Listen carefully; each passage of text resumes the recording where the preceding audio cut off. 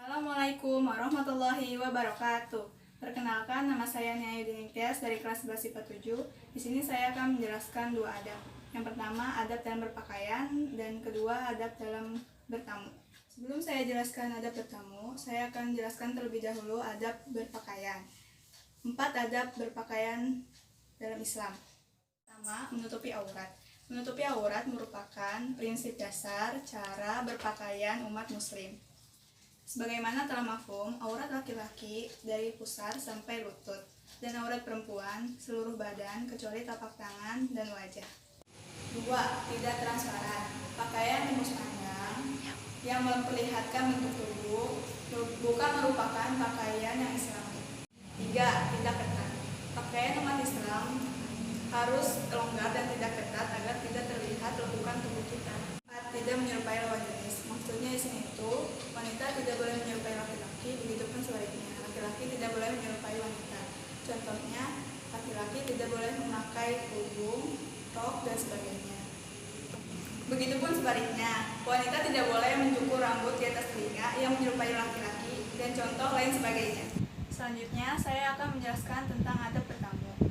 Ada 7 adab dalam bertamu. Yang pertama, berkunjung ke rumah orang dengan niat yang baik. Untuk bertamu, sebaiknya luruskan niat kita terlebih dahulu. Misalnya, bertamu dengan niat menyambung silaturahmi kita, memberi kabar bahagia, menjenguk, dan lain sebagainya yang bersifat baik. Yang kedua, memperhatikan waktu. Untuk datang ke rumah orang, sebaiknya seseorang harus memperhatikan waktunya. Jangan sampai kita datang ke rumah orang saat orang tersebut sedang sibuk. Berkunjung atau bertamulah di waktu luang yang sekiranya tidak mengganggu tuan rumah, seperti waktu sore hari, ba'da maghrib, atau saat-saat jam istirahat. Yang ketiga, meminta izin saat bertamu. Sebelum bertamu, seseorang dapat meminta izin kepada pemilik rumah. Saat ini, meminta izin pada pemilik rumah dapat dilakukan melalui ponsel. Kita dapat menghubungi si pemilik rumah terlebih dahulu sebelum bertamu. Sesampainya di rumah orang yang dikunjungi, juga harus meminta izin. Jangan sampai masuk rumah orang lain sebelum dipersilahkan masuk. Keempat, berpakaian sopan. Dalam Islam, seseorang diwajibkan untuk menjaga busananya. Maksud dari menjaga busananya adalah menjaga kebersihan dan kesopanannya. Jangan sampai memperlihatkan aurat yang tidak sepantasnya diperlihatkan pada orang yang bukan mahramnya. Gunakanlah pakaian bersih dan rapi saat bertamu.